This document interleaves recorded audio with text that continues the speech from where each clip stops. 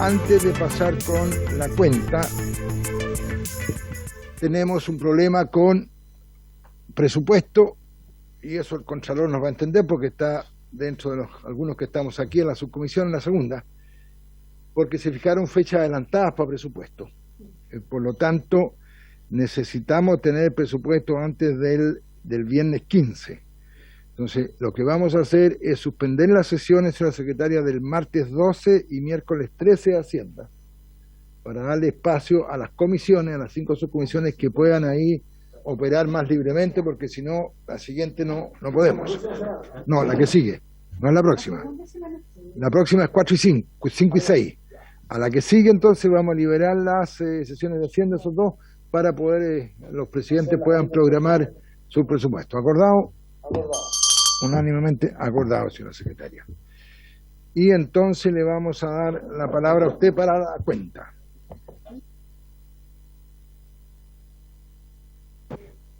Presidente, doy cuenta de los oficios todos referidos al cumplimiento de la ley de presupuesto. Se ha recibido oficio de la Superintendencia de Seguridad Social, que adjunta los informes con las estadísticas del primer semestre del presente año sobre accidentabilidad laboral de los organismos administradores de la ley 16.744.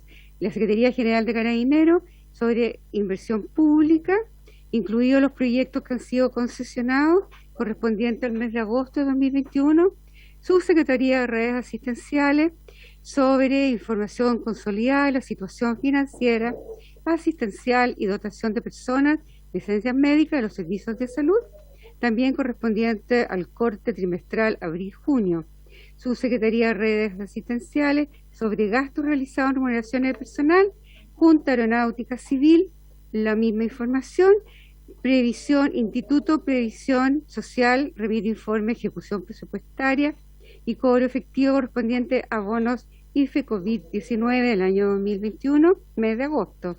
Y el Sistema de Empresas CEP, informe financiero, junio de 2021, que contiene los principales estados financieros, estado de situación financiera clasificada y estados de resultados por naturaleza o función, según corresponda a las empresas CEP, basándose en información presentada a la Comisión del Mercado Financiero. Eso es todo, presidente.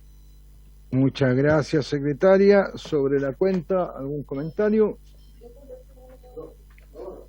Entonces, a ver, para que nos distribuyamos bien, tenemos hasta las 4 de la tarde para seguir escuchando, ¿no es cierto?, expositores sobre el tema de la alta dirección pública, porque después de las 4 tenemos el segundo proyecto que está mañana en tabla, ¿no es cierto?, que es del acceso a los territorios de alta montaña o altas cumbres.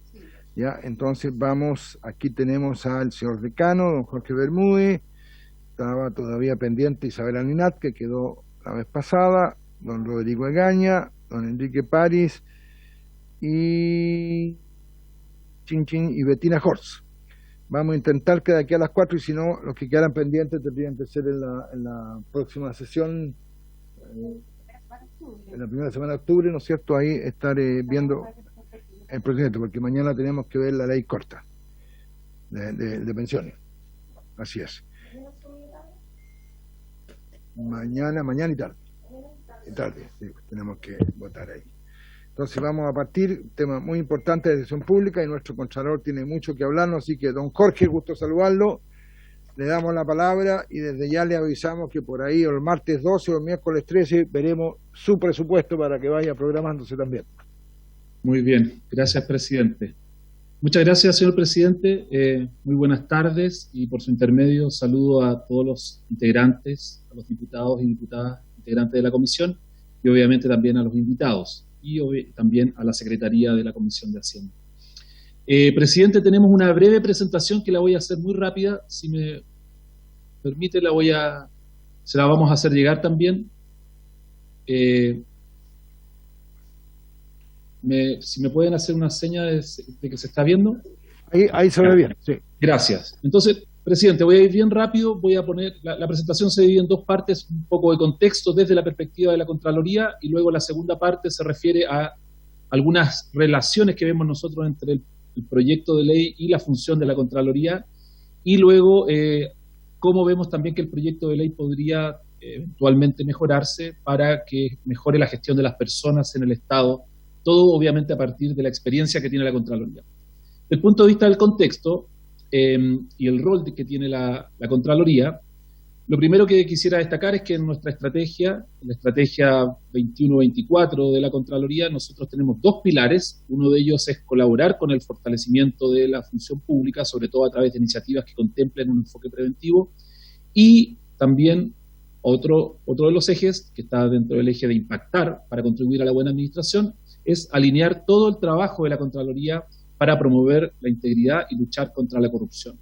¿Y por qué decimos esto? Porque estamos en una situación en que la confianza pública obviamente está muy deteriorada, y uno de los ámbitos, como muestra la radiografía de la corrupción, que es un estudio que hicimos como Contraloría en conjunto con la Universidad Austral, y el apoyo de Chile Transparente, y el apoyo también de Eurosocial, que es un programa de la Unión Europea, esta radiografía muestra que uno de los ámbitos, como decía, donde se percibe que hay más corrupción en nuestro país, de hecho es el segundo donde se percibe que hay más corrupción, es en el de contratación de personal, y eso obviamente que abarca todo ese ámbito, tanto no solo de contratación de personal de alta dirección, sino que también obviamente profesionales, técnicos y otros. Por lo tanto, desde la perspectiva de lo que hace la Contraloría, este es un proyecto que también puede ser una buena ocasión para fortalecer estas disposiciones, tal como lo voy a señalar inmediatamente. Una de las recomendaciones que aparecen en ese estudio dice que hay que perfeccionar las políticas de gestión de personas. En este estudio participaron 16.800 personas, casi 17.000 personas en Chile participaron haciendo contribuciones a este estudio, las que se sistematizaron, y lo que se dice ahí es que debería promoverse el establecimiento de un sistema de carrera funcionaria común entre los órganos de la administración, con reglas de reclutamiento, selección, evaluación y desvinculación claras y eficientes, y esto debería ser el punto de partida de toda discusión en la materia. Solo con mejores servidores públicos será posible fortalecer las capacidades administrativas y técnicas de las instituciones, disminuyendo con ello los riesgos de corrupción. O sea, en realidad nosotros estamos convencidos de que hay una relación directa entre el nivel de los funcionarios, la mejor capacitación, las mejores perspectivas laborales que ellos tengan y los riesgos que pueden haber a la integridad pública. Por eso, una función pública fortalecida, con mejores funcionarios, con buenas capacidades técnicas, es también un antídoto contra la corrupción. Ahora, yendo derechamente al proyecto de ley, que es la segunda parte de la presentación, yo me voy a referir, como dije, a solo dos áreas. Uno, bueno, ahí están los objetivos, pero una de las áreas es lo que impacta en la Contraloría, y la otra área es lo que nosotros vemos que dice relación con la gestión de las personas en su conjunto. Respecto de aquello que impacta en la Contraloría, nosotros detectamos que hay tres áreas. En primer lugar, desde el punto de vista de las capacitaciones. El proyecto de ley propone incorporar dos literales, el literal O y el literal P, donde dice que corresponde a la Dirección del Servicio Civil identificar prospectivamente necesidades de capacitación en los servicios públicos, destacamos esa parte, diseñando programas y planes de formación costo efectivos de interés común o sectorial que permitan mejorar el desempeño institucional y la calidad de los servicios entregados a la ciudadanía. Y la letra P dice instruir, es decir, es una función de la Dirección del Servicio, instruir a los jefes superiores de servicio de la Administración del Estado respecto de actividades de capacitación y perfeccionamiento de interés común para el personal y aprobar los planes anuales de capacitación de dichos servicios. Es decir, se le entrega una facultad bastante poderosa respecto de esta área de gestión de los servicios públicos a la Dirección Nacional del Servicio Civil. Y luego se agrega un literal AC, porque en realidad los literales van en el artículo 2 desde la letra A hasta la Z, y luego con el proyecto de ley se comienza de nuevo la enumeración a través de literales, y se propone un literal AC que consiste en que la dirección puede proponer al presidente de la República, a través del Ministerio de Hacienda, a más tardar en julio del primer año de gobierno, la Estrategia Nacional de Desarrollo de Personas. En el fondo lo que está diciendo es hacia dónde debería ir la orientación de la administración en la gestión del personal que sirve en ella. Esas son las normas que dicen relación, o que uno podría entender que se relacionan con las capacitaciones. ¿Qué tiene que ver acá la Contraloría?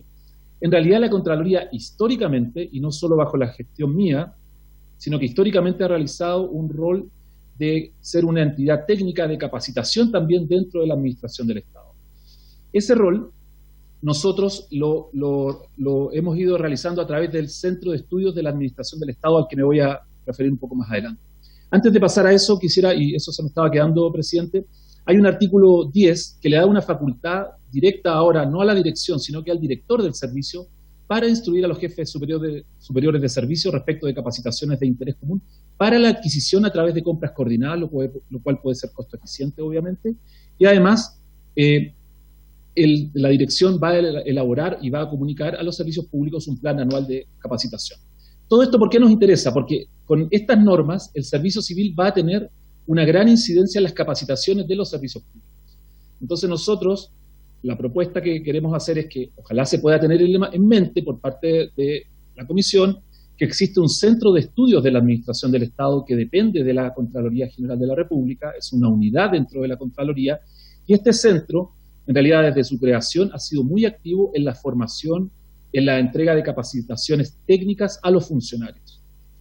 Este centro es prácticamente totalmente online y sobre todo con la pandemia nos llevó a rápidamente cambiar de formato y eso también ha permitido que las capacitaciones que se hacen a través del SEA sean mucho más amplias desde el punto de vista de su cobertura hacia los funcionarios públicos de la administración central y también de la administración municipal.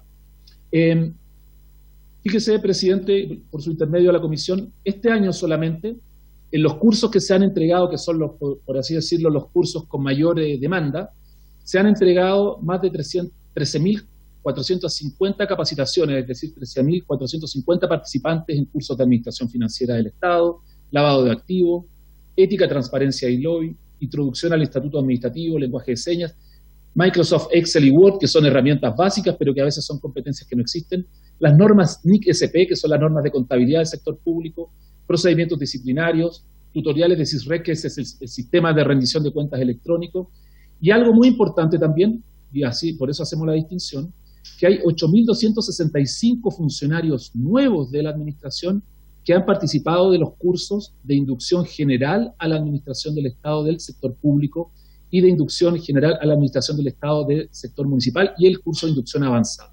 En total, este año, solo en los cursos, no en la extensión, sino que en los cursos que terminan con prueba y con una certificación, se han inscrito en lo que va del año 21.715 personas, lo cual ya demuestra el alcance que tiene el SEA respecto de la administración del Estado. Por ejemplo, presidente, por su intermedio de la comisión, estos son los cursos que ha impartido el SEA, este que va a impartir el próximo mes, que está abierto la postulación. Este es un pantallazo, obviamente, de lo que hoy día está en la página web del servicio. Estatuto Administrativo y Responsabilidad Administrativa para Funcionarios Municipales, o Ley de Rentas y Alcoholes Municipales, y así sucesivamente. No quiero ir a cada uno de ellos. Pero lo que sí quiero decir es que si usted, como funcionario público, quiere capacitarse en algunas de estas materias, no va a encontrar otro lugar que el SEA, es decir, que el Centro de Estudios de la Administración del Estado, para poder realizarlo. O sea, si usted quiere capacitarse en estas materias como Estatuto Administrativo, pero específico, o las NIC-SP, o cuál es la organización interna municipal, solo usted lo va a poder conseguir eso de manera gratuita en los cursos que realiza el Centro de Estudios de la Administración del Estado. Estos son los números totales. El centro comenzó el año 2017 con 651 participantes y en total ya llevamos casi 150.000 personas entre los cursos y las actividades de extensión que han participado en nuestras actividades. Todas estas actividades son gratuitas y las entrega la Contraloría. Ahora, ¿qué es lo que nosotros sacamos como conclusión poniendo en relación tanto el proyecto de ley con lo que hace la Contraloría a través del SEA? En primer lugar, que estamos totalmente de acuerdo en que hay que fortalecer la capacitación de los funcionarios de la Administración del Estado. Sin embargo, presidente, y por su intermedio de la Comisión, no solo hay que fortalecer la capacitación del alto directivo público, porque en realidad hoy día en el ámbito universitario, sobre todo, existe una oferta de magíster o diplomados para la alta gerencia pública, si uno los quisiera denominar así, sino que a nosotros lo que nos importa es mejorar el nivel del funcionario, que no necesariamente es el alto directivo público, sino que es el funcionario que debe realizar esa tarea que a lo mejor no es tan atractiva, pero que es muy necesaria para la buena gestión.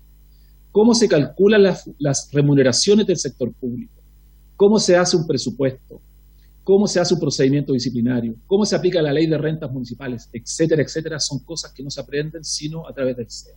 Por eso, entonces, estos cursos son de carácter técnico, son específicos, tienen calificaciones, tienen prueba y son, algo muy importante, son gratuitos. y eso entrega una competencia que es general para la administración del Estado. En ese sentido, nosotros solo nos atrevemos a proponer acá a la Comisión que ojalá hubiera una coordinación entre lo que haga la Dirección del Servicio Civil y esta función que realiza la Contraloría a través del Centro de Estudios de la Administración del Estado en materia de capacitación. Luego, del punto de vista del Banco de Datos Funcionarios, el proyecto incorpora un literal AB en el artículo 2, donde lo que se hace es que la dirección vaya a administrar un banco electrónico de funcionarios del sector público, el cual es un instrumento destinado a facilitar la búsqueda y el fortalecimiento y el ofrecimiento, de vacantes de empleo en el sector público. Bueno, y luego la norma sigue. Nosotros acá, respecto de esta disposición, solo queremos hacer una prevención en el sentido de la coordinación. En primer lugar, no hay que olvidar que el artículo 38 de la Ley Orgánica de la Contraloría le encarga a la Contraloría como función el llevar un registro de funcionarios públicos y una nómina de los servidores que han sido separados por una aplicación de una sanción administrativa. Esa información se lleva a través de un sistema, que es el Sistema de Información y Control del Personal de la Administración del Estado, que se denomina CIAPER.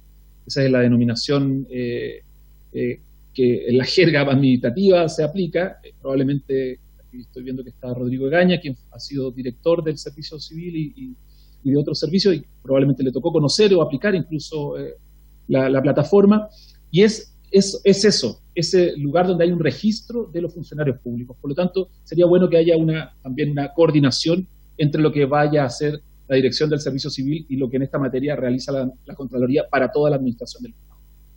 Y luego, un elemento muy importante para nosotros dice relación con las normas de integridad. Y aquí, más que coordinación, yo aquí debo ser un poco más crítico respecto del proyecto de ley, porque esto sí que es algo que nos impacta en la función. Respecto de esto, se modifica el literal W en el artículo 2, donde dice que corresponde al director, a la Dirección Nacional, requerir, respecto de aquellos candidatos que pasen a la etapa de entrevistas o previa conformación de la nómina, información para verificar antecedentes referidos al cumplimiento de las exigencias derivadas de la probidad administrativa, inhabilidades e incompatibilidades y prevención de conflictos de intereses. A nosotros nos parece bien lo que se está haciendo en el sentido de que se adelanta el momento en que se pide esta información, ¿ya? No es al momento final del nombramiento o muy tarde en el procedimiento de alta dirección pública. Sin embargo, el proyecto creo que se queda corto en el sentido de que no mejora o no fortalece las exigencias de integridad que aquí deberían ser.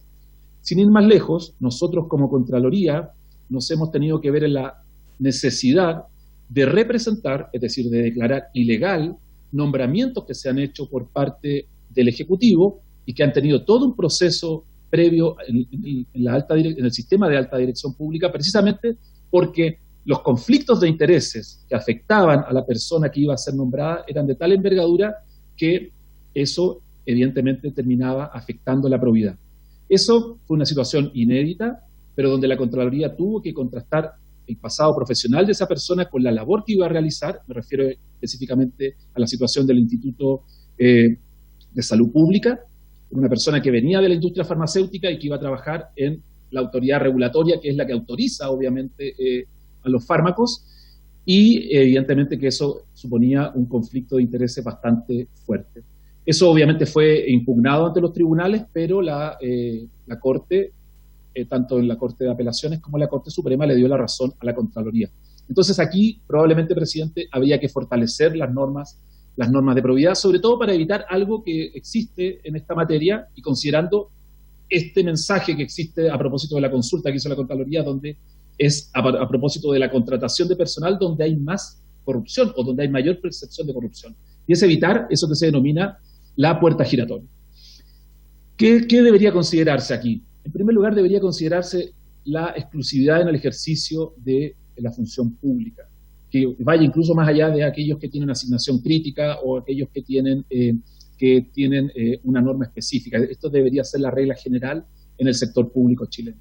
Hoy día la administración paga remuneraciones suficientemente altas como para poder exigirle a esas personas exclusividad en la función pública.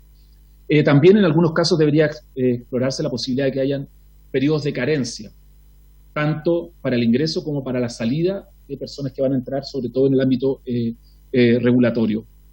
Eso supone también elevar estándares de inhabilidades y establecer incompatibilidades por áreas, es decir, una persona que se desempeñó en un sector no tiene que pasar a ser luego el regulador de ese mismo sector, porque eso es un típico ejemplo de puerta giratoria y por lo tanto de conflictos de intereses.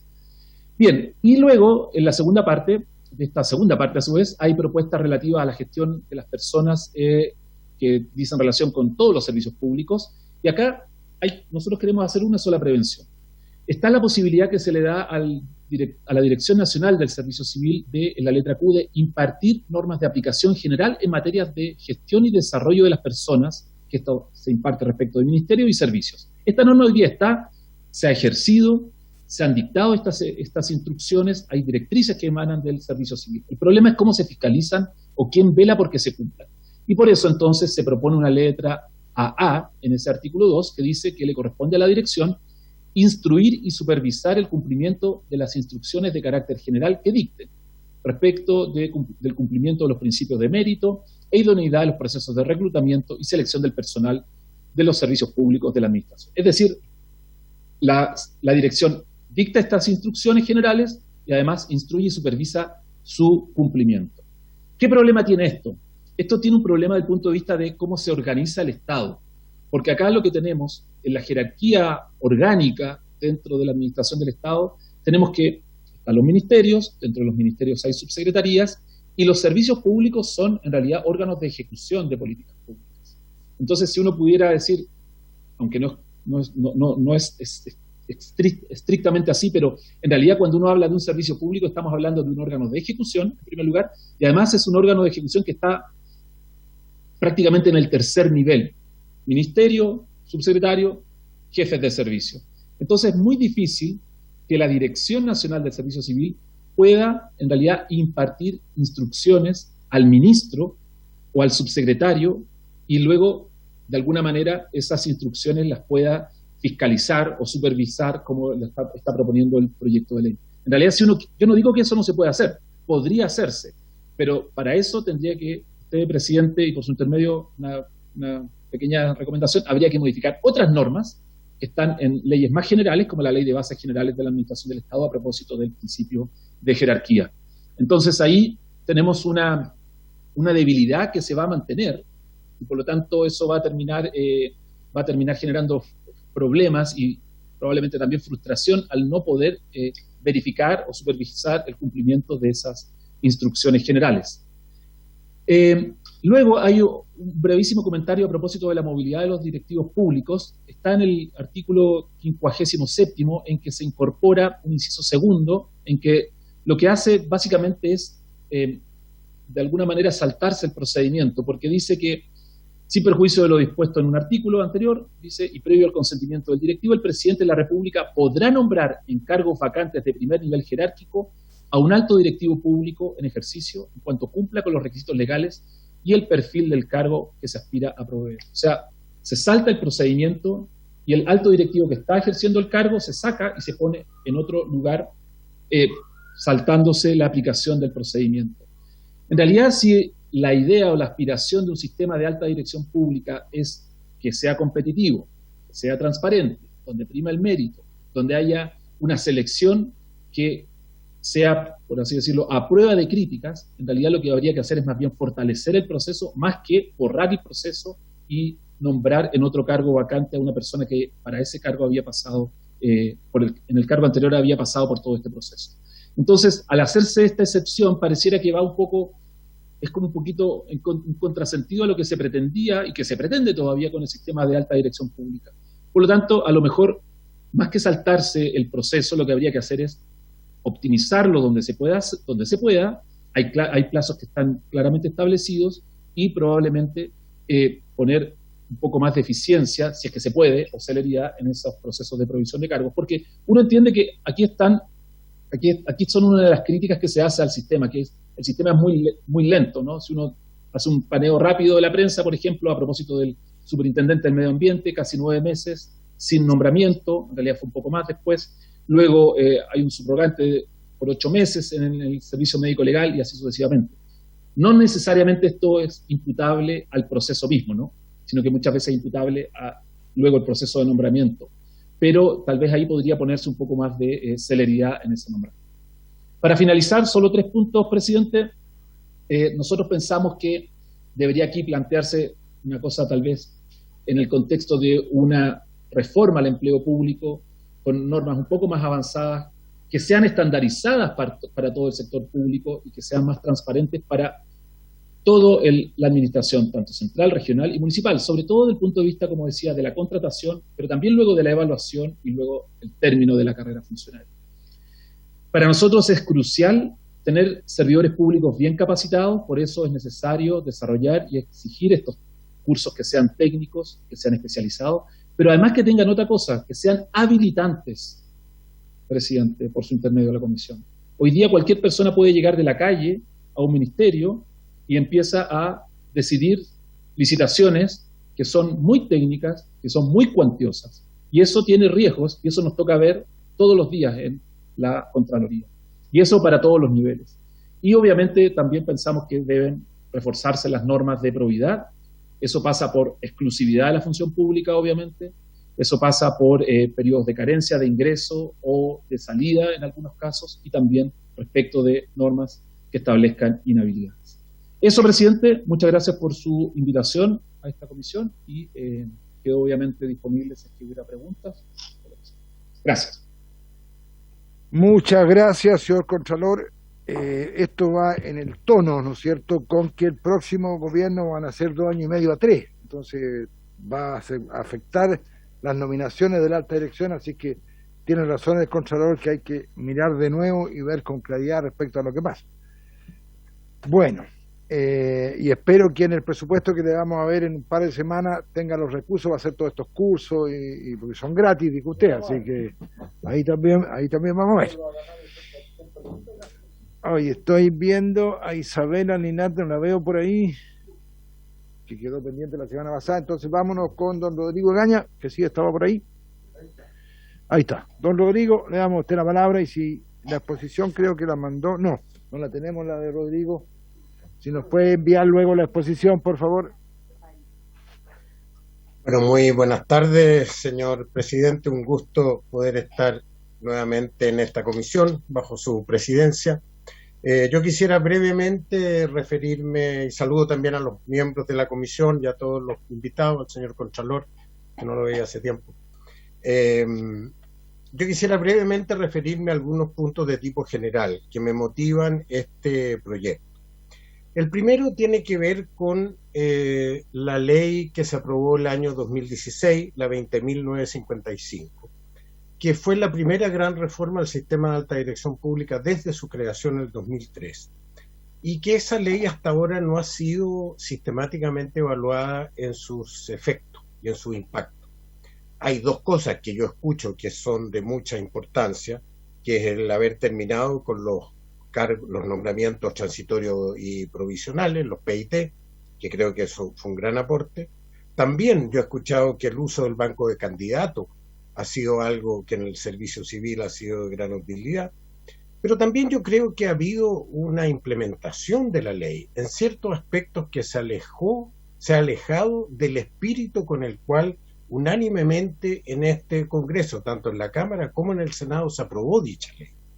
Y yo me voy a referir a 2 temas que fueron de mucha discusión. Primero, el hecho de que se protegieran las desvinculaciones del segundo nivel jerárquico durante los 6 primeros meses del inicio de un nuevo gobierno.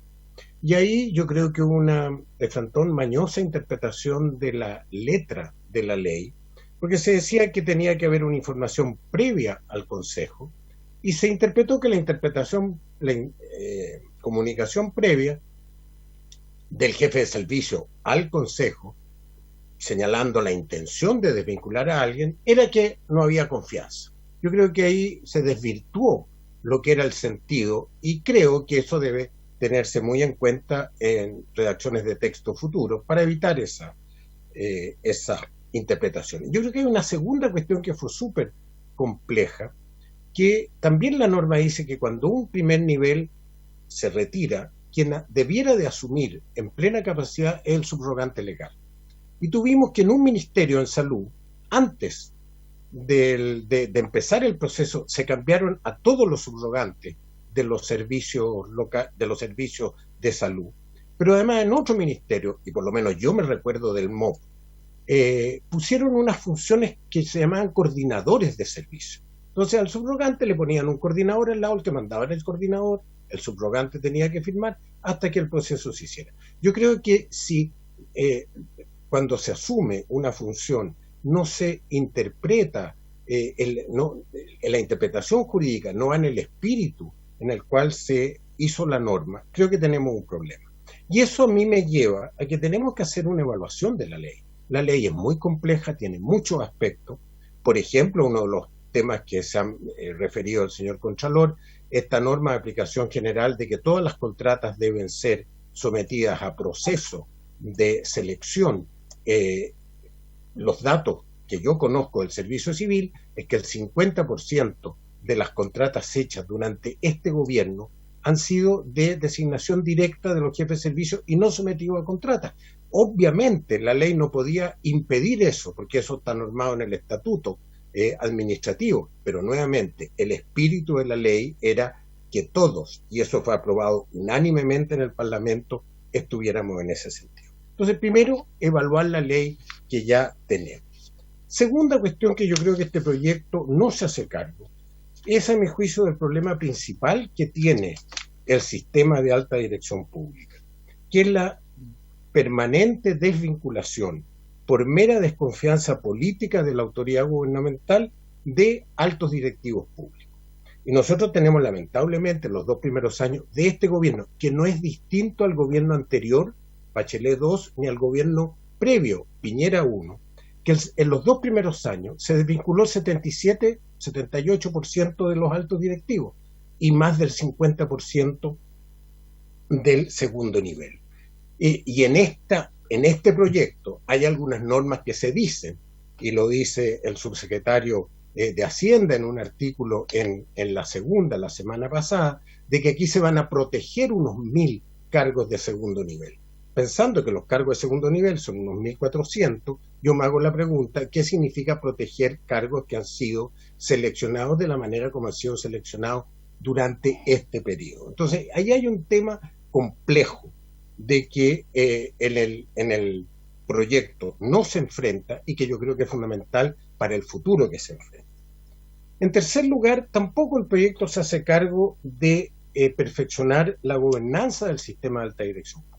Esta no fue materia que haya sido discutida en la ley anterior, pero claramente hoy día el Consejo debiera de adquirir una mucho mayor autonomía respecto al gobierno de turno, cualquiera sea el gobierno que venga a futuro, porque debiera de cumplir su tarea de una manera mucho más distante de las coyunturas políticas. Pero además, yo creo que es muy importante que avancemos hacia un Consejo del Servicio Civil, que también incluya todo el tema de gestión y desarrollo de personas. Yo comparto plenamente lo dicho por el señor Contralor de que aquí mejor Estado significa mejor empleo y mejores personas.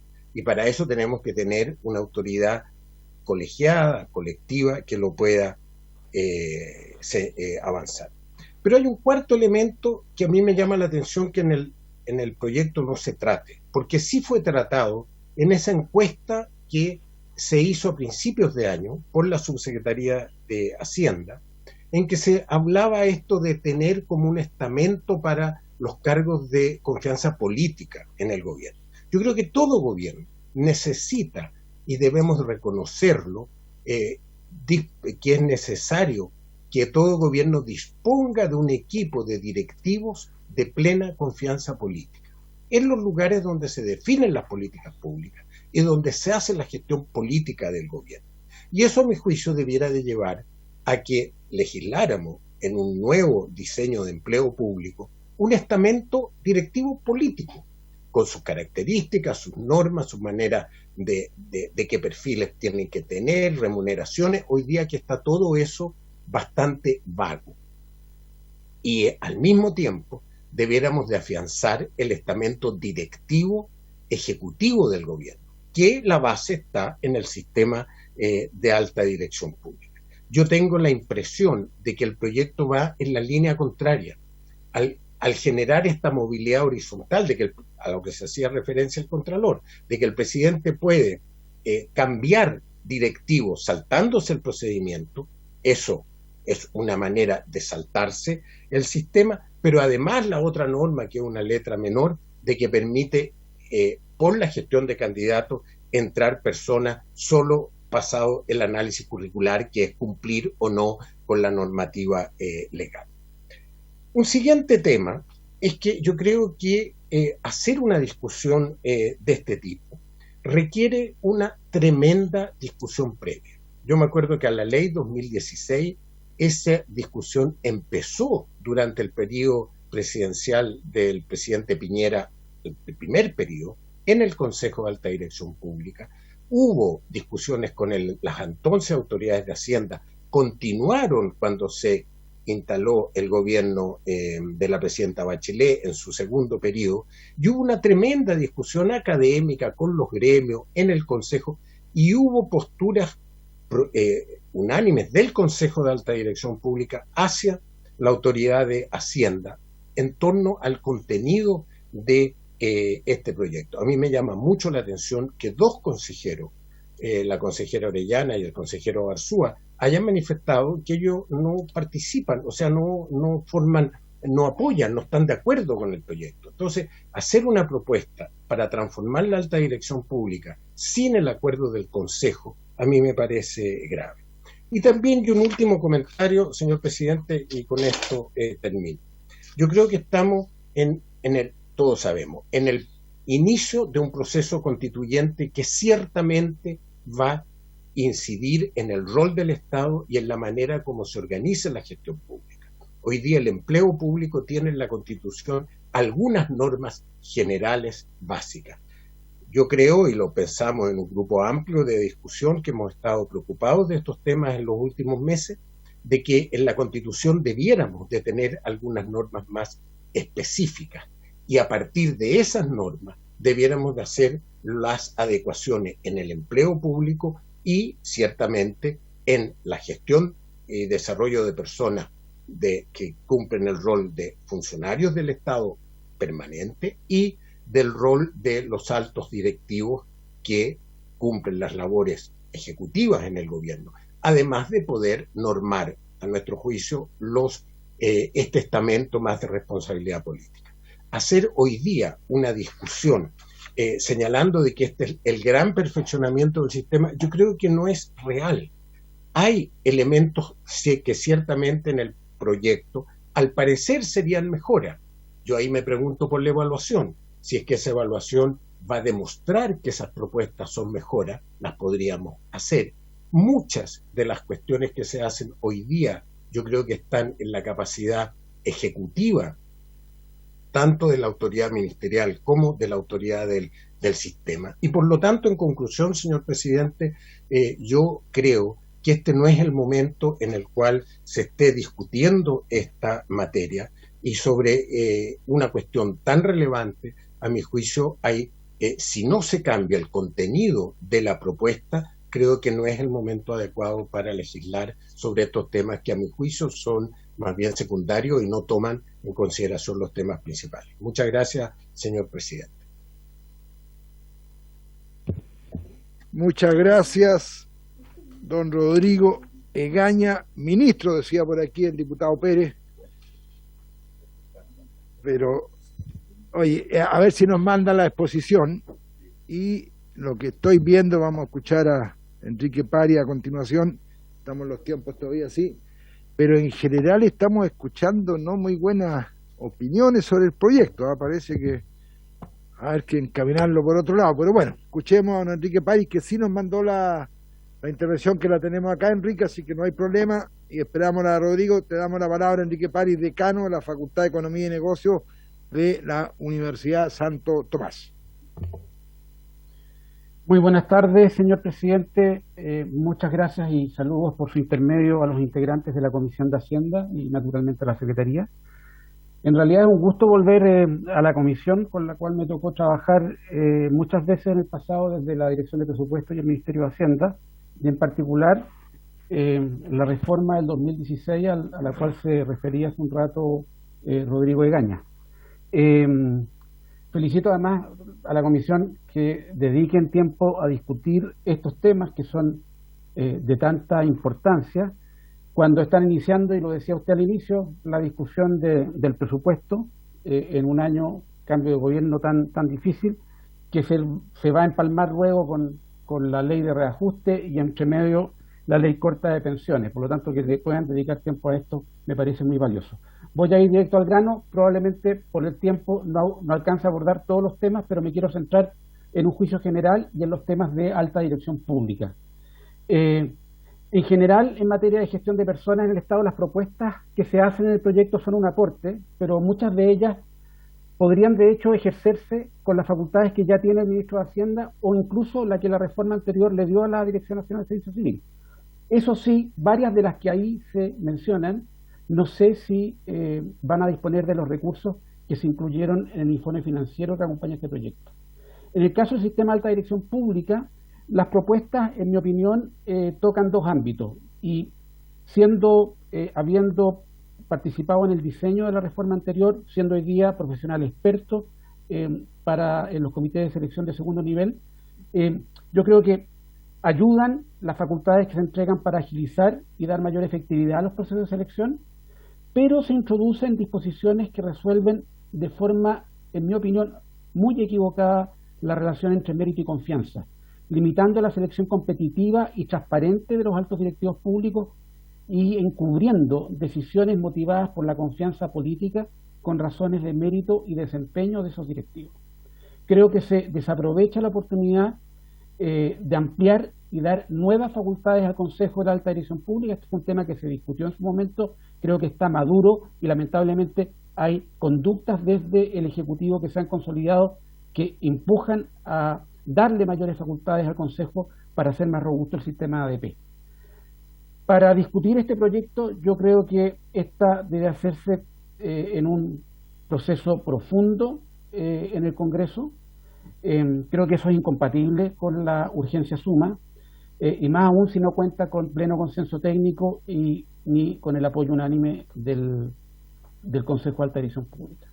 En cuanto a la alta dirección pública, voy a referirme creo que a 6 puntos y voy a ir bien rápido respecto de ellos. Se amplía el sistema ADP, pero no se fortalece al Consejo, como decía, ni se evita el uso político de los cargos de este nivel. Si bien se extiende a 54 nuevos cargos, 2 en el primer nivel, 52 en el segundo nivel, pero no se corrige, por ejemplo, la anomalía del ADP en impuestos internos. Hasta ahora su director es ADP, pero los 11 subdirectores no son de alta dirección pública. No se actualiza el artículo 36, donde se definen quiénes entran y quiénes no de los servicios públicos, y habría que sacar a la SBIF, a la SBS o al Consejo de las Culturas, que ya no existen. Tampoco se considera, por ejemplo, algo que se ha discutido técnicamente, la posibilidad de aumentar la duración de los ADP. Hoy día están 3 años, se pueden renovar, pero tal vez sería atendible ampliar ese periodo a 4, incluso 5 años. Se mantiene la posibilidad de que un ADP pueda postular al Congreso, es decir, pueda ser candidato a diputado y a senador y mantener la titularidad del cargo. Hay en estos momentos un caso allá en Los Ríos de una alta directiva pública que pidió permiso de vacaciones y está siendo candidata al Congreso.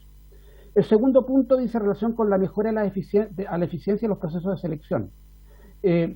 Esta facultad para entrevistas en procesos de selección de primer nivel, para que las realice un solo consejero, me parece bien, pero nada se dice, y que se regule, quiénes van a acompañar y bajo qué procedimiento a esos consejeros para entrevistar a los postulantes.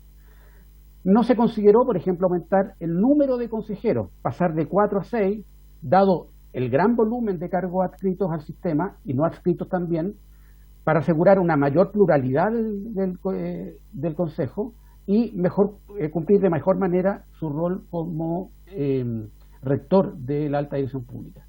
Tampoco se incluyen mayores funciones para el Consejo para resguardar el mérito y la profesionalización de la alta dirección, que tienen que ver con medidas que están señaladas en distintas disposiciones del proyecto. Se aumentan cargos de primer nivel nombrados sin concurso. Yo creo que son propuestas que tienden a debilitar el sistema de alta dirección pública y me atrevería a decir que asoma el riesgo de reinstalar la figura de los TIP revestida de mérito, de otra manera. Se propone, por ejemplo, destinar el 10% de los cargos de primer nivel, serían aproximadamente 14 altos directivos hoy día, que quedarían exceptuados de someterse al proceso de selección. La facultad la ejercería el presidente de la República al inicio del gobierno, no se dice si al inicio de los 3 meses, los 6 meses o un año, el inicio del gobierno. Los únicos requisitos, ser una ADP en ejercicio, de primer, incluso de segundo nivel podría ser, y cumplir con el perfil del cargo, que además se puede cambiar ad hoc, lo podría cambiar el ministro. Así, cerca del 20% de los cargos de primer nivel, si se aprobara esta norma con la que ya existía, al inicio de cada gobierno podrían ser nombrados como titulares sin haber pasado por un concurso para alcanzar ese cargo. ¿Qué es el sistema ADP? Si uno lo pudiera decir en corto, es un sistema que naturalmente busca promover el mérito en la alta dirección, pero a través de procesos de selección que deben ser competitivos, transparentes e informados. Si empezamos a eliminar parte de estos componentes, estamos afectando la confianza pública en el sistema y reimplantando, como decía, la suprimida figura de los TIP. Y esto aumenta el riesgo de no separar lo técnico de lo político. Como dice un libro publicado el año pasado, que se llama Organizando el Leviatán, ellos emiten una sentencia que me parece muy necesaria en este caso, que es vital mantener una separación entre las trayectorias de los políticos o quienes cumplan funciones políticas de las trayectorias de los funcionarios directivos. Eso es sano para la buena administración, para el buen gobierno, para evitar o reducir la corrupción. En cuarto lugar, autorización para que los cargos de segundo nivel sean nombrados directamente. Es decir, un ADP de segundo nivel podría ser nombrado en el cargo del mismo nivel. El ministro, a diferencia del caso anterior, le debe pedir la autorización al Consejo por 4/5. Y podemos admitir que los perfiles de los segundos niveles son más genéricos que los de primer nivel. Esta medida podría servir, pero para situaciones muy excepcionales, porque pareciera ser que la propuesta, cuando uno la mira en detalle, es como estar desvistiendo un santo para vestir otro, y al final siempre hay que hacer un concurso. Pero podrían haber situaciones muy excepcionalísimas en que una medida parecida a esta debiera aplicarse. 5. El mérito y la confianza son una tensión y un equilibrio complejo. Y en materia de remoción, creo que el proyecto la resuelve mal. No hay cambio para los cargos de primer nivel, es decir, se mantiene la calidad de empleados de exclusiva confianza en los ADP de primer nivel en materia de remoción. Esto significa que, si lo ilustramos, Rodrigo Egaña lo decía, al término solo del primer año, ni siquiera primer año, el actual gobierno removió, por razones de confianza, a lo menos al 57% de los altos directivos. Entonces, ¿cuál es el problema que debiéramos resolver o intentar resolver en un proyecto? La alta rotación directiva y estas desvinculaciones motivadas por factores políticos. Ese es el principal desafío y yo creo que el proyecto no lo aborda. Ha dicho el Ministerio de Hacienda al presentar esta iniciativa que lo que busca principalmente es proteger a los directivos de segundo nivel. Yo creo que no lo logra. En los primeros 6 meses, y esto lo dice el mensaje del proyecto, el actual gobierno desvinculó a 144 altos directivos de segundo nivel. El 93% de ellos los ministros adujeron razones de confianza. Y como explicaba Rodrigo Egaña, en una interpretación demasiado interesada del artículo 58 de la ley vigente. La propuesta que plantea este proyecto dice que la autoridad competente podrá solicitar la renuncia a ese directivo basada en el incumplimiento del convenio de desempeño, una mala evaluación en hechos relevantes para el servicio, porque modificó el perfil directivo, recuerda nuevamente, se puede modificar en cualquier momento, y por cambio en los desafíos del cargo. Es decir, perfectamente puedo usar estos mecanismos para poder aplicar razones que tienen que ver en realidad con la confianza política. Para hacer efectiva la desvinculación, la autoridad solo tiene que poner en conocimiento al Consejo, solo basta comunicárselo. Creo que la solicitud de renuncia de una ADP, dada la experiencia que tiene el sistema de segundo nivel jerárquico, que deja de ser empleado de exclusiva confianza bajo esta propuesta, ese elemento lo comparto, debería ser aprobada por el Consejo, o al menos contar con la no objeción de los 4/5, de tal manera de evitar que si las razones, las motivaciones son de carácter político, estas queden despejadas y dominen aquellas que están asociadas al desempeño. Muy breve, porque sé que me he tomado más del tiempo que queda para la sesión, algunas cosas sobre el servicio civil. Creo que las de capacitación están en general bien orientadas. Me preocupa lo de el estudio sobre dotación de personal. Usted sabe, presidente, y creo que los demás miembros de la comisión, que generalmente conocen los proyectos de fortalecimiento institucional de los servicios públicos, que actualmente esa función la cumple la DIPRES. Podría ser complementada, pero en la redacción de la ley da la sensación de que el plan anual en esta materia, el servicio civil la resuelve sola y debiera contar con el acuerdo de los servicios públicos. Señala además que una vez que existe un estudio, esto debiera servir para poder fijar la dotación en la ley de presupuesto. Esto de andar aumentando las dotaciones en la ley de presupuesto es un mecanismo excepcional. Mejorar las dotaciones de los servicios y sus plantas debiera ser en el contexto de proyectos de fortalecimiento institucional, no simplemente modificar un número. Finalmente, la Estrategia Nacional de Desarrollo de Personas, yo creo sinceramente que esta debiera ser una función del Consejo de la Alta Dirección Pública, apoyada técnicamente por el Servicio Civil, presentada al Presidente de la República y también al Congreso Nacional. El Congreso Nacional tiene todo el derecho y la autoridad de saber cuál es la estrategia para el desarrollo del personal público en un horizonte de mediano plazo. Y finalmente, discutible que el Servicio Civil tenga las competencias, y no sé si conviene que las desarrolle, porque puede desviarlo del foco, competencias sobre procesos de gestión para la implementación de la modernización del Estado, y si además se consideran los recursos para eso. Es una competencia técnica distinta a los temas de personal. Ahí se combinan elementos técnicos de definición de procesos, no sé si corresponde al servicio.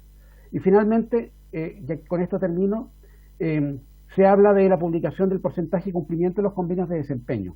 La ley actual establece que se publiquen el resultado de esos convenios de desempeño. Pero este proyecto de ley está planteando que se publiquen el porcentaje de cumplimiento de los convenios de desempeño por indicadores. Esto fue discutido en ese momento, recuerdo haberlo discutido con los miembros de la Comisión de Hacienda de la Cámara. Puede tener efectos indeseados en el clima organizacional de un servicio, en que en el área, qué sé yo, de relaciones laborales, la evaluación sea muy buena y tengamos a las acciones de funcionarios reclamando por ese componente de la evaluación. La verificación de antecedentes de postulantes sobre probidad.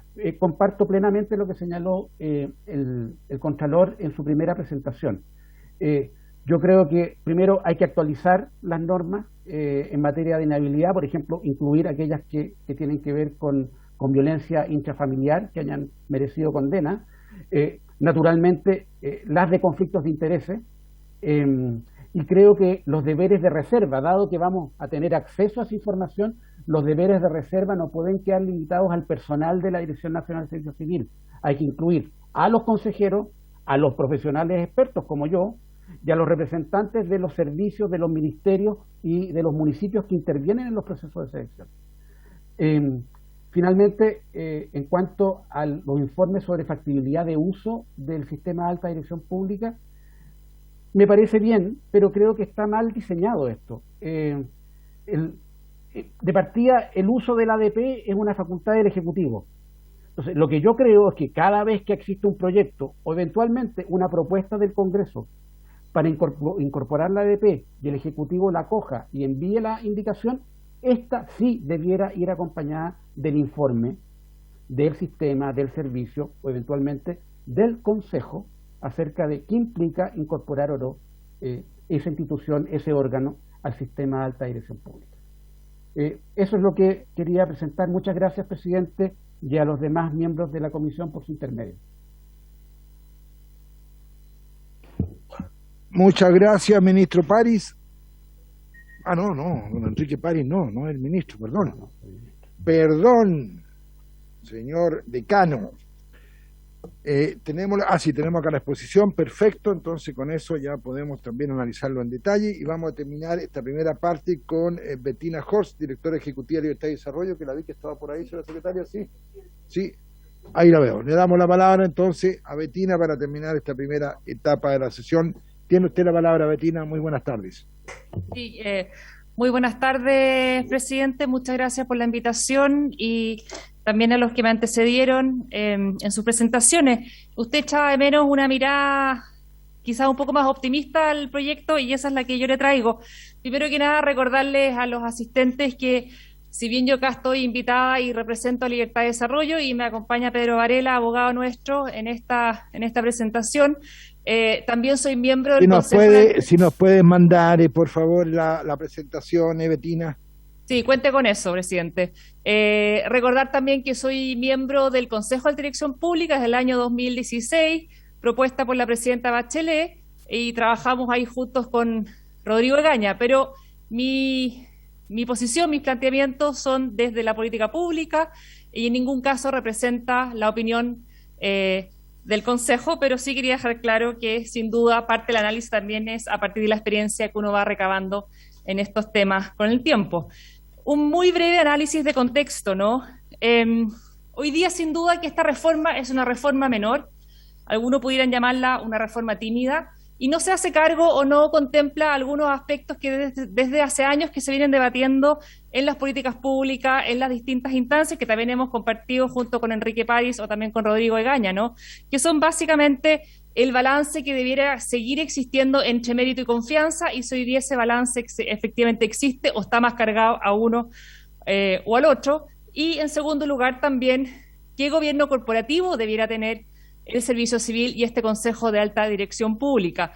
La verdad que hoy día este proyecto no se hace cargo de esa discusión respecto a la cual tampoco no hay posiciones unánimas al respecto, ni siquiera yo pudiera decir que hay posiciones de derechas e izquierdas. Yo creo que dentro de los distintos sectores hay miradas distintas al respecto, por lo cual sin duda que instalar ese tema en esta reforma solo nos llevaría a entramparnos en la discusión y no poder seguir avanzando en aquellas cosas que sí se vienen modificando y que son un aporte. ¿Por qué yo creo que es un aporte? Uno, hay que entender que el sistema de alta dirección pública y en general las funciones del Servicio Civil han venido ampliándose desde su instalación en el año 2003 y creciendo fuertemente el año 2010 en adelante, también con la instalación desde de la educación municipal, etcétera. Entonces, hoy día el sistema se está extendiendo cada vez más a nuevas áreas de la administración del Estado. Cada vez que ustedes en el Congreso crean un nuevo servicio, crean una nueva institucionalidad, generalmente esa nueva institucionalidad involucra también al Servicio Civil, al Consejo de la Dirección Pública, por lo cual es necesario también hacerse cargo de cómo se puede agilizar, se puede mejorar la eficiencia y la operación del sistema para efectivamente no ir quedando atrás. Hoy día la ciudadanía tiene una fuerte demanda por mejores servicios a la ciudadanía, lo cual también tiene que hacerse cargo el Estado desde un impulso más modernizador. Como decía, es un paso en la dirección correcta. Yo no veo, a diferencia de algunas presentaciones hechas con anterioridad, de que esto sea un retroceso. De nuevo, puede ser un paso tímido, puede ser insuficiente, pero en ningún caso siento que amarra o cierra otras discusiones que a futuro uno puede tener respecto al tema. Cabe recordar que el próximo año nuevamente tendremos un nuevo gobierno, independiente de cuánto pueda durar o no, o de qué coalición pudiera ser, pero sí, cada 4 años hay una recarga importante para el sistema y sería interesante y sería oportuno que el Servicio Civil pueda enfrentar este nuevo gobierno con algunos instrumentos que acá se vienen generando para efectos tales de poder efectivamente mejorar el proceso que incorpora los elementos de mérito también en la asignación de autoridades del Estado. Como hemos visto, el sistema se ha ido expandiendo importantemente. Acá ni siquiera hemos incorporado los las designaciones o los nombramientos a partir de concursos realizados en el ámbito de la educación, pero entre el año 2004 y el 2022, el 2021, hemos visto cómo los cargos han aumentado de casi 1.000 a 1.600 prácticamente. Y eso en un contexto en el cual el presupuesto del servicio civil, ¿no es cierto?, desde el año 2010 y con esta ley de presupuesto que se ingresó la semana pasada, el presupuesto del servicio civil ha crecido en un 48% en términos reales y la dotación ha pasado de 85 funcionarios a 160, ¿no es cierto? Es decir, ha sido un servicio que ha aumentado fuertemente su involucramiento en distintos procesos de selección del Estado, pero que no necesariamente ha ido acompañado de los mismos recursos que requiere para eso, por lo cual ha sido esencial efectivamente contar con nuevos y mejores instrumentos para desarrollar su labor. Acá se destacó, lo hizo Rodrigo Gaña, también tengo entendido que estaba presente la semana pasada cuando presentaron este proyecto por parte del Ministerio de Hacienda, en cuanto a que, por ejemplo, elementos como gestión de candidatos, banco de candidatos, han sido instrumentos que sin duda tienen espacios de mejora, pero que han sido un paso en la dirección correcta para efectos de poder efectivamente entregar un mejor servicio desde el servicio civil, desde el Consejo, a estos procesos de selección que se tienen que llevar adelante. Todos sabemos que las restricciones fiscales que enfrentamos como país son importantes, por lo cual no se puede suponer que a futuro se van a contar con más recursos. De hecho, la ley de presupuesto para el próximo año presenta más bien un estancamiento de los recursos para el sistema, de lo cual hay que hacerse cargo cuando uno piensa en la expansión del sistema en el país. Parte de lo que se propone en este proyecto de ley era también parte de las propuestas que se trabajaron el año 2018 en un trabajo que realizamos con Libertad de Desarrollo y con 3 otros centros de estudios adicionales, que era el Centro de Estudios Públicos, Chile 21 y Espacio Público, que era más bien un proyecto más amplio de gestión de personas en el Estado, que abarcaba muchos más temas más allá del servicio civil y la ADP, pero que sí abordaba 2 temas que hoy día sí están presentes en este proyecto de ley. Uno, que sugería la movilidad horizontal de cargos provistos vía ADP, como son los cargos de primer nivel o de segundo nivel en los servicios, y por otro lado, entregarle un rol más activo al servicio civil en materia de gestión de personas que trabajan en el Estado. Esos 2 puntos hoy día están reflejados en este proyecto de ley, por lo cual a mí me genera cierta satisfacción que algo que hemos propuesto en forma transversal desde distintos centros de estudio, hoy día tengan un espacio en una propuesta legislativa como la que se ha hecho por este gobierno. Recordemos el año 2019 se elaboró una encuesta pública desde el servicio civil, pero junto con el sistema con el Centro de Sistemas Públicos de la Universidad de Chile y con profesionales también del University College de Londres, del Reino Unido, en el cual destacan algunos elementos que en ese momento fue novedoso su constatación y que también de alguna forma se hace cargo este proyecto de ley. Uno, que en esa encuesta los mismos funcionarios públicos indicaron que el 36% sintió que la ayuda de familiares, amigos u otros contactos personales fueron relevantes para conseguir su primer trabajo en el sector público. Es decir, hay un sector relevante aún de los funcionarios públicos que sintieron que como se llama, pituto, les ayudó en su momento para ingresar a la carrera funcionaria o al Estado. Porcentaje que uno quisiera ver reducido, ¿no es cierto?, que sea más enfocado al mérito. 31% manifestó que la ayuda de un político o alguien con vínculos políticos son importantes en el desarrollo de su carrera profesional. De nuevo, la conexión más que el mérito.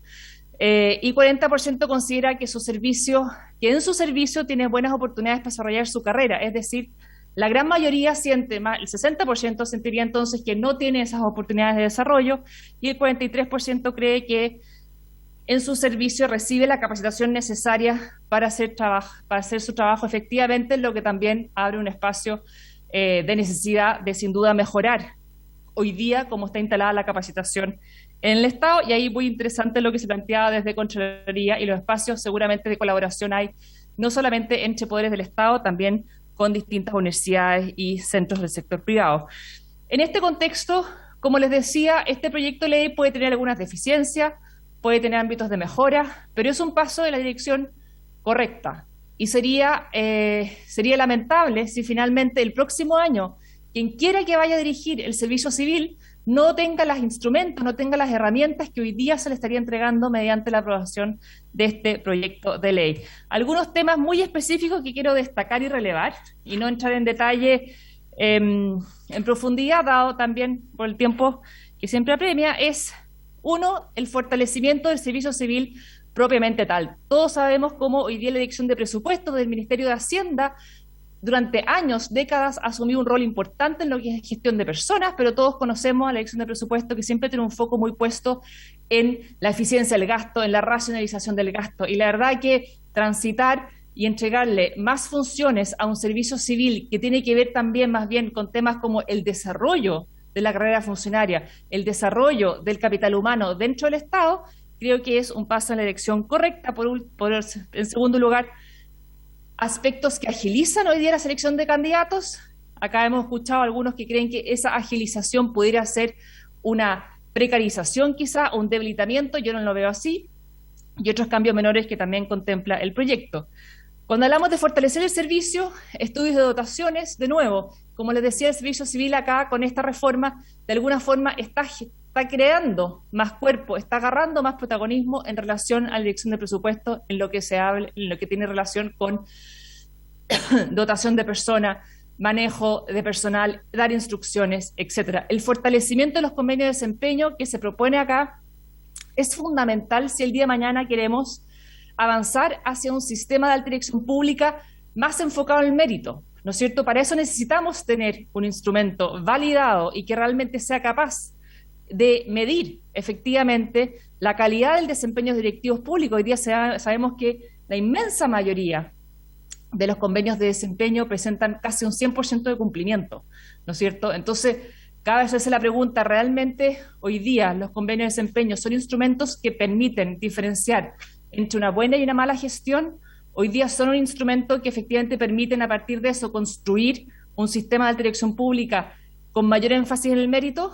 Yo creo que se tiene que avanzar en esa línea para después dar otro paso adicional. Y también fortalecer el mérito de la administración pública. Acá me refiero sobre todo a los cargos de más abajo, ¿no es cierto? Cuando el servicio civil le dan la facultad de instruir, más que este rol de asesorar a los distintos órganos, yo creo que le da más fuerza para efectivamente avanzar en el mérito, en la selección tanto de profesionales, técnicos y de los distintos estamentos dentro de la administración pública, y también, obviamente, ampliando la cobertura hacia los contratas, que era el tema también que había abordado el Contralor con anterioridad. La agilización de selección de candidatos. Yo entiendo que hay que tomar los resguardos en cuanto a que esto no se traduzca en una precarización o en una violación del sistema o un debilitamiento del sistema, ¿no es cierto?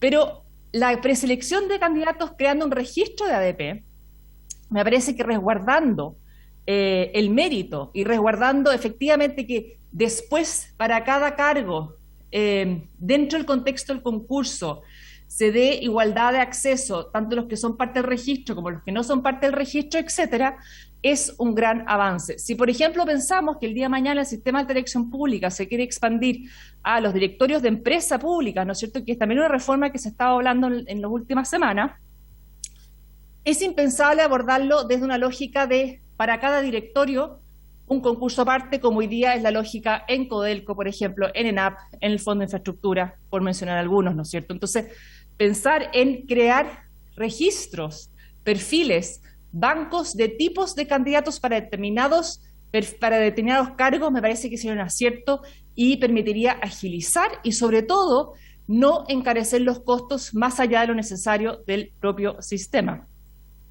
La movilidad horizontal de ADP, tanto en primer como en segundo nivel, yo creo que efectivamente fomenta la carrera al interior del Estado, porque acá probablemente hay ciertos sectores, servicios que es muy raro que se puedan generar cruces, ¿no es cierto? Pero si, por ejemplo, pensamos en los múltiples directores regionales que existen en los distintos servicios a lo largo del país, sin duda que perfiles que, por ejemplo, en algún momento partieron en una región más pequeña, menos compleja, pudieran, después de una buena evaluación, pasar a hacerse cargo de una dirección regional en una región más compleja, dentro del mismo servicio. Yo creo que eso es razonable pensarlo. y esta es mi experiencia personal, de nuevo, no es la opinión del Consejo, pero a nosotros nos pasa que uno ve distintos perfiles que postulan a una región muy compleja, y la verdad que uno se da cuenta que esa persona podría ser un tremendo aporte, pero quizás a una región con una menor grado de complejidad, ¿no es cierto? Como primera experiencia, como inmersión en el sector, en el Estado. Y la verdad que si se facilita la movilidad horizontal, yo creo que es un fortalecimiento a la carrera, no solo de los funcionarios del Estado en su conjunto, sino es que también de este subgrupo que son los de alta dirección pública. Y por último, el Banco Electrónico de Funcionarios Públicos, yo creo que es un avance, permite entregar más información también para quienes estén convocando concursos, que no necesariamente son de primer y segundo nivel, también de niveles más bajos, y les permite acceder a funcionarios que quizás están invisibilizados, porque trabajan en regiones más lejanas o porque trabajan en servicios menos conocidos. Pero yo creo que también les ofrece a ellos una oportunidad para poder crecer e ir avanzando dentro de la administración del Estado. Y otros temas menores, que por ser menores no significa que no sean importantes. Y acá es un tema relevante. Y el servicio civil... Vamos terminando. Sí, esta es la última. Los tiempos. Sí, esta es la última, bien cortito. La participación del servicio civil en tramitación de los proyectos de ley que amplían la cobertura del ADP sería tremendamente importante, dado que muchas veces cuando se crean nuevos servicios, se genera una nueva figura de nombramiento, que muchas veces complejizan mucho los nombramientos y los mismos procesos de selección, generando un sistema más engorroso. Por ejemplo, hay una larga experiencia recabada en el servicio civil de los distintos cargos que se tienen que llenar. Por ejemplo, los tribunales ambientales tienen un proceso de nombramiento tremendamente engorroso que atrasa el sistema, y así sucesivamente. Entonces, es necesario conocer la opinión del servicio civil para efectos de poder agilizar la instalación de nuevas autoridades. Certeza jurídica, régimen previsional para directivos nuevos. Hoy día, en algunos casos, sobre todo si pensamos incorporar personas de la sociedad civil a Fuerzas Armadas, por ejemplo, administración de las Fuerzas Armadas, es importante dejar claro que no pierden su régimen previsional. La flexibilidad en cuanto a que pueden ver menos de 2 consejeros en las entrevistas también sería un gran avance, dada la ampliación del sistema a los distintos cargos, y recordar que este proyecto de ley también lo que hace en su informe financiero es aumentar la dotación en 3 funcionarios y aumentando su presupuesto en un 10%, con lo cual uno esperaría que pudiera hacerse cargo de los nuevos desafíos que vienen a futuro. Muchas gracias, señor presidente. Muchas gracias, Bettina Hort, directora ejecutiva de Libertad y Desarrollo. Una consulta, diputado Ortiz, breve, por favor. Muy preciso. Bienvenida, señora Bettina Hort. Usted tiempo atrás tuvo varias veces en nuestra Comisión de Hacienda. La consulta precisa, porque hemos escuchado exposiciones muy importantes que van a significar las decisiones que vamos a tener que tomar los 13 diputados, 12 diputados y la diputada que estamos titulares como la Comisión de Hacienda. Señora Bettina Hort, ¿usted viene en su calidad de directora ejecutiva de Libertad y Desarrollo? Es una consulta que le hago con mucho respeto para analizar este tema. Nada más, he dicho. Sí, gracias, diputado. Aprovecho de saludarlo. Efectivamente, nos hemos encontrado muchas comisiones acá. Sí, tal como planteé en un inicio, yo vengo en representación de Libertad y Desarrollo, y también comenté y planteé que el año 2016, cuando la presidenta Bachelet me nombra para el Consejo de Alta Dirección Pública, he tenido el honor de servir en este consejo durante estos años, y que sin duda mi experiencia y mi conocimiento en la materia también se nutre de la experiencia que he acumulado en todos estos años, trabajando también en su momento con Rodrigo Gaña y con Enrique París, que también en algún momento hemos discutido estos temas, siempre enriqueciendo el debate. Gracias, diputado. Muchas gracias. Hoy ahí también me entró la duda con lo que decía el diputado Ortiz. Don Enrique París venía como decano o como ministro. También me entró la duda, pero eso lo dejamos para otra ocasión, así que les damos las gracias y vamos a seguir con este tema más adelante, que está bastante denso, mucho aporte. Vamos a ver con calma, ¿no es cierto? Y pasamos ahora, señora secretaria, al segundo proyecto, que tiene que ver con el acceso a territorios de alta montaña o altas cumbres, ya, para lo cual tenemos al ministro Julio Isamita, entiendo que está por ahí. Sí, bienes nacionales. Ahí está. Entonces vamos a darle, porque este proyecto tenemos que votarlo hoy día, porque está en tabla mañana. así que vamos a darle la palabra a don Julio para que nos explique bien proyecto especial, distinto, pero vamos a ver aquí con don Julio toda la información, así que le damos la palabra a don Julio. Muchas gracias, señor presidente. Un honor poder estar en la Comisión de Hacienda, además mi primera vez como ministro de Bienes Nacionales. A mí me toca siempre participar en la Comisión de Vivienda, Desarrollo Urbano y Bienes Nacionales, así que un gran honor poder compartir con ustedes un proyecto que además ya fue aprobado de manera transversal y gran parte del articulado unánimemente en la Comisión de Vivienda. Hay varios artículos que involucran gasto público, por eso, señor presidente, nos gustaría presentarle, compartir pantalla. Ustedes me pueden comentar si es que se les ve bien, la señora secretaria, pero queríamos confirmar si se ve bien la presentación. Ministro, se ve perfecto. Perfecto, gracias, señora secretaria. ¿Le puede enviar la presentación? Nos mande la presentación, por favor, Julio. Perfecto, de todas maneras, diputado, con el mayor gusto.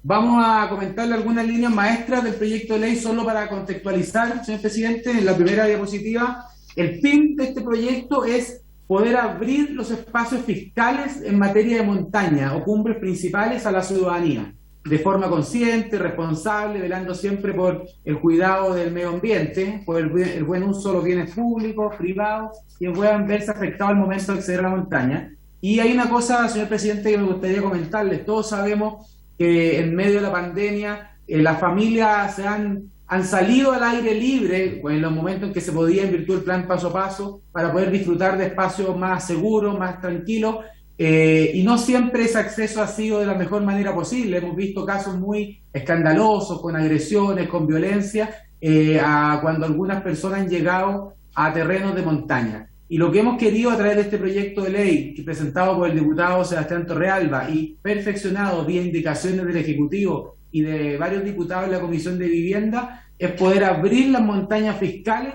y poder ponerle a disposición de la ciudadanía a través de protocolos de acceso con definiciones de montaña de la manera más segura posible. Y solo para ponerlo en perspectiva, señor presidente, casi 2/3 del territorio nacional corresponde a terrenos de montaña. La mitad del territorio del país es propiedad fiscal y 2/3 de esa propiedad es también propiedad de montaña. Es decir, estamos hablando de millones de hectáreas de montaña que podrían abrirse a través de protocolos para llegar a ciertos lugares por parte de la ciudadanía. La definición de montaña es un tema crucial. Estamos definiéndola en base a parámetros objetivos, dependientes, de desnivel, a través de un reglamento, porque queremos considerar la realidad regional. No todas las regiones tienen la misma característica de montaña. Si usáramos una sola definición, habría regiones enteras sin la posibilidad de considerar estos accesos a las altas cumbres o a las montañas, y por eso se ha establecido un reglamento que, con criterios definidos en la ley, puede ir fijando cuáles son las principales montañas de las regiones. Y al mismo tiempo ese reglamento debe contener un proceso de participación ciudadana para especificar la priorización de las cumbres principales que vaya favoreciendo el acceso. En otras palabras, que sea la propia comunidad, la sociedad civil, la que nos diga dónde actuar primero. Y las formas de habilitar estos accesos tienen que ver con un lugar donde haya un interés deportivo, cultural, científico o turístico por parte de la comunidad como primer requisito. Y un segundo requisito, señor presidente, es que no existan ya otras vías o caminos públicos al efecto. Es decir, que si hay un lugar que hoy día esté abierto a la ciudadanía, por ejemplo, bajo la figura de un parque nacional o una reserva nacional, no va a ser materia de la priorización del Ministerio de Bienes Nacionales, sino precisamente aquellos lugares que hoy día no cuenten con esos accesos, siempre de acuerdo a los principios orientadores de esta ley, de gradualidad, de que el libre acceso no vulnere los principios de conservación, como en un área silvestre protegida del Estado, la protección del medio ambiente y, por supuesto, la protección de la seguridad nacional. El acceso a estos terrenos de montaña, señor presidente, podrá ser habilitado por dos vías, ya sea de motu propio por parte del Ministerio de Bienes Nacionales o bien en consideración de un proyecto público o privado presentado ante el Ministerio de Bienes Nacionales. Y el Ministerio de Bienes Nacionales tiene que autorizar estos proyectos, porque no queremos que sea llegar a un lugar con total irresponsabilidad o un lugar peligroso que termine siendo más bien un riesgo para las personas y las familias, más que una oportunidad de encontrarse al aire libre. Y por eso se estableció en la ley ciertas condiciones que deben cumplirse para habilitar el acceso al territorio de montaña, tales como protocolo y medidas de seguridad, se estableció que los accesos va a ser por medios no motorizados como una manera de conservación de los lugares, que hay que consultar a los órganos que tengan competencia sobre el inmueble fiscal respectivo o respecto al uso, por ejemplo, deporte, agricultura, y en el caso específico los terrenos fronterizos con la Dirección de Frontera y de Límite. Y también nos quisimos poner, señor presidente, en un caso en que el terreno fiscal ya esté administrado por un tercero, por ejemplo, una concesión gratuita a una comunidad, por ejemplo, a Carabineros, al Ejército o cualquier otro proyecto que se desarrolle en terrenos fiscales, y para proteger los derechos de los terceros de buena fe, hemos puesto también la hipótesis especial de que cuando solicita acceso a uno de sus terrenos, debe consultarse con ciertos plazos y con ciertas condiciones al administrador de ese terreno. También se ha puesto en el caso del acceso a territorios de montaña que integra el sistema de área silvestre protegida del Estado, que son más de 16 millones de hectáreas en todo el país. Esos accesos podrán fijarse, pero siempre buscando la fórmula más conveniente para el resguardo de dicha zona y, por supuesto, compatible con los principios de conservación y de protección del medio ambiente. Con esto, señor presidente, queremos proteger especialmente nuestros parques nacionales, nuestras reservas nacionales y los monumentos nacionales. Ahora bien, una vez que se establezca el acceso a este lugar, va a ser la entidad administradora de dicha área, por ejemplo la CONAF, en la gran mayoría de los casos, los que deben desarrollar un plan de manejo para poder otorgar este acceso. De la misma manera nos pusimos en la situación, señor presidente, de qué pasa cuando para llegar a un terreno montaña se debe pasar a través de un terreno privado. Bueno, se estableció que las facultades del Ministerio de Bienes Nacionales van a ser amplias para fijar ese acceso a través de concesiones, a través de constituciones de servidumbre de paso, de constitución de derecho real de conservación, o bien a través de convenios vinculantes entre el privado y el Estado representado por el Ministerio de Bienes Nacionales. Y de la misma manera quisimos poner una obligación al Ministerio de Bienes Nacionales de hacer un catastro de accesos, de manera tal que todos los accesos a nivel nacional que se vayan fijando a las montañas se consoliden en un catastro del Ministerio y al mismo tiempo se ponga al servicio de la ciudadanía a través de las nuevas tecnologías como la página web o bien los visores territoriales, de manera tal que la gente conozca los lugares de acceso público, cuáles son los protocolos de acceso, cuáles son las condiciones para llegar a esas montañas. Y en ese sentido, la Secretaría de la Comisión de Vivienda, Desarrollo Urbano y Bienes Nacionales informó varias normas que influyen sobre el presupuesto, ya sea por el artículo 2, en que establece el principio de seguridad, gradualidad y democratización del acceso, que si bien no involucra un gasto directo, por supuesto compromete gasto público en la medida que da una orden, un mandato al Ejecutivo para implementar los protocolos progresivamente en materia de gradualidad, para implementar los protocolos de seguridad en cada uno de los accesos, especialmente cuando lo hace de oficio, es decir, cuando ese protocolo lo hace el Ministerio de Bienes Nacionales como iniciativa propia, y por supuesto la democratización del acceso en el entendido que queremos que sean los accesos más accesibles a la ciudadanía, ya sean gratuitos o al menor costo posible. En el caso del artículo 3, la definición de montaña involucra gasto precisamente porque se debe hacer un ejercicio a través del reglamento para hacer estudios correspondientes en cada una de las regiones para poder evaluar, en el caso del artículo 4, la existencia real de un interés deportivo, cultural, científico, turístico por la comunidad. Y por último, en el caso del artículo 5, para poder hacer las fiscalizaciones correspondientes y la constitución de servidumbre en caso que tengamos predios privados que colindan con nuestras montañas o bien las propias del área silvestre protegida del Estado. La otra norma informada también para fin del presupuesto, señor presidente, y yo insisto que le vamos a enviar a la brevedad esta presentación, tiene que ver con la posibilidad de habilitar los accesos a terreno montaña, las que cuando no forman parte del sistema de áreas protegidas del Estado, será el Ministerio de Bienes Nacionales el que lo habilite, ya sea motu propio o a través de la actividad de un tercero que puede ser el Estado o bien otra institución del Estado o bien un privado. El artículo 9 se refiere a la responsabilidad por accidentes, en que se debe consentir expresamente los protocolos que al efecto establezca el Ministerio de Bienes Nacionales. Esto, señor presidente, con la finalidad de que la ciudadanía tenga un acceso informado a las montañas y no solamente involucra una campaña de concientización, una campaña de información, sino también, por supuesto, de tomar todas las medidas de seguridad posibles para dentro de lo que es normal dentro de una montaña, las familias pueden llegar de la manera más segura posible. Y por último, el artículo 10, señor presidente, que nos mandata a crear un catastro de accesos a cargo de nuestra división de catastro. Y por eso, junto al informe financiero del proyecto de ley, se aprecia que se incorporan funciones nuevas a bienes nacionales, para lo cual vamos a requerir robustecer nuestra dotación de personal, bienes y servicios de consumo, lo que es, además, esta discusión tremendamente atingente, da la discusión de la ley de presupuesto que usted comentaba hace poco rato. Nosotros debemos robustecer nuestro equipo en materia personal, de bienes y, por supuesto, los servicios activos no financieros y servicios de consumo que nos permitan realizar esta misión para poder tener una correcta aplicación de la ley, y para eso se requieren funcionarios dedicados a implementar y llevar a cabo los procedimientos para la habilitación de acceso a la montaña, así como los equipos necesarios para ello. Estoy pensando en los drones, en un auto para poder fiscalizar los distintos lugares. En consideración a un horizonte de 12 meses, señor presidente, hemos identificado gastos permanentes y gastos no permanentes.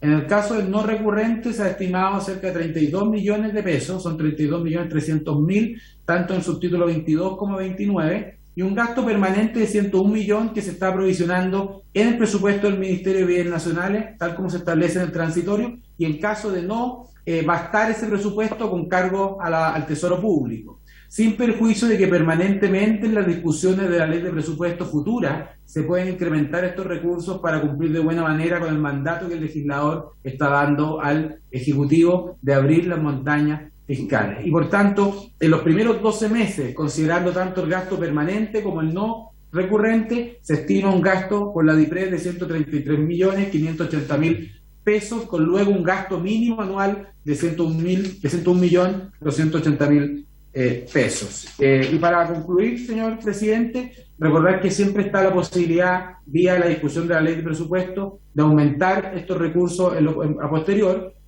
para poder ampliar la misión de la montaña y obviamente permitir desarrollar los mejores proyectos a lo largo de todo el país. Quiero solo comentar, señor presidente, dado que este es un proyecto que tiene aplicación práctica a lo largo de todo el país, que hemos buscado esmeradamente que la definición de montaña reconozca la realidad nacional, pero también reconozca la realidad regional respecto a la posibilidad de encontrar montañas y altas cumbres en cada una de las regiones del país, dado lo que comentaba al inicio, que no es lo mismo el sistema montañoso en el sur de nuestro país, en la zona centro y por supuesto en el norte de Chile.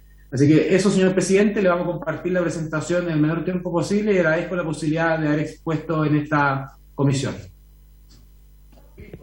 Muchas gracias, ministro. Recuerde si nos pueden enviar la presentación, porque esto después tenemos que lo votemos hoy día, hacer el informe en Secretaría, porque mañana está en segundo lugar en la tabla, y quizás deberíamos mandarle una copia de la presentación a todos los candidatos, ¿no es cierto, diputado Ortiz? Porque dice que esto es el derecho de acceso a la montaña. Yo creo que puede ser interesante para los candidatos, para que en forma segura, como decía el ministro, que nos lo explicó muy bien. Así que, oye, antes de proceder a la votación, ¿por qué no damos lectura al informe que hizo, que no pudo estar aquí, pero vino a darnos la excusa delante, el diputado Sebastián Torrealba, que es uno de los autores? Si puede leernos brevemente el informe de la secretaria. Ya, una síntesis de lo que señaló en la comisión técnica. Bueno, el diputado Torrealba expresó que el 63% del territorio chileno era montaña y el 25% de la población vivía al pie de esta. Señaló que la elaboración del proyecto en estudio había contado con 3 etapas de participación ciudadana y con la ayuda de organizaciones ligadas al mundo de la montaña. Enfatizó que había sido socializado y mejorado en su tramitación para llegar a su contenido final.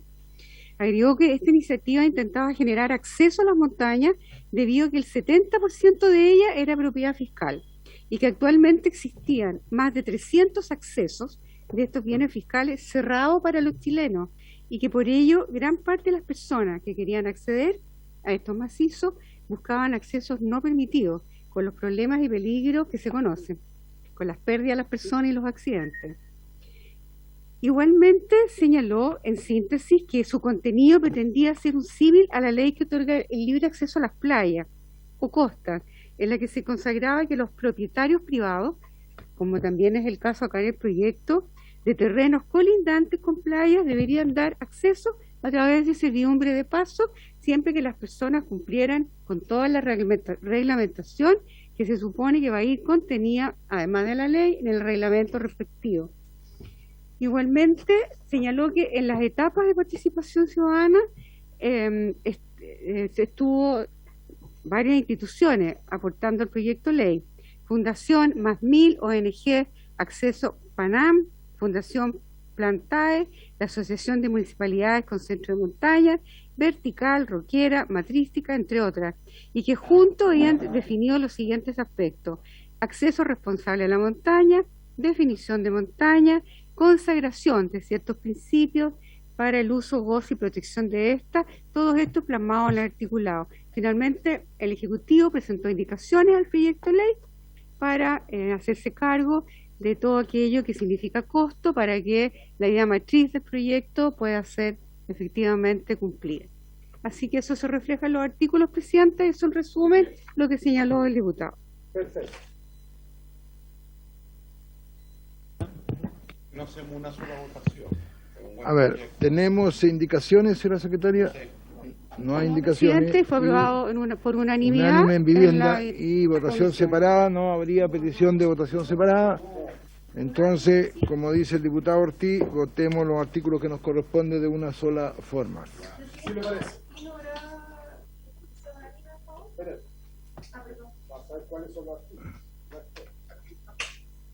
Están en la minuta, sí, y solamente decir que respecto al efecto del proyecto de ley, considera gasto, el efecto presupuestario, considera gasto en personal para analistas de estudios territoriales, proyectos y coordinación, gastos de bienes y servicios, consumo, tales como estudio, equipamientos técnicos, capacitación, además de gastos en activos no financieros como drones, equipos computacionales y comunicación y un vehículo 4x4. Eso es, presidente, son 133.580 133 millones. Ahí. El Eso 4x4 no lo cambiamos a 2x2 o 2x3, lo mantenemos.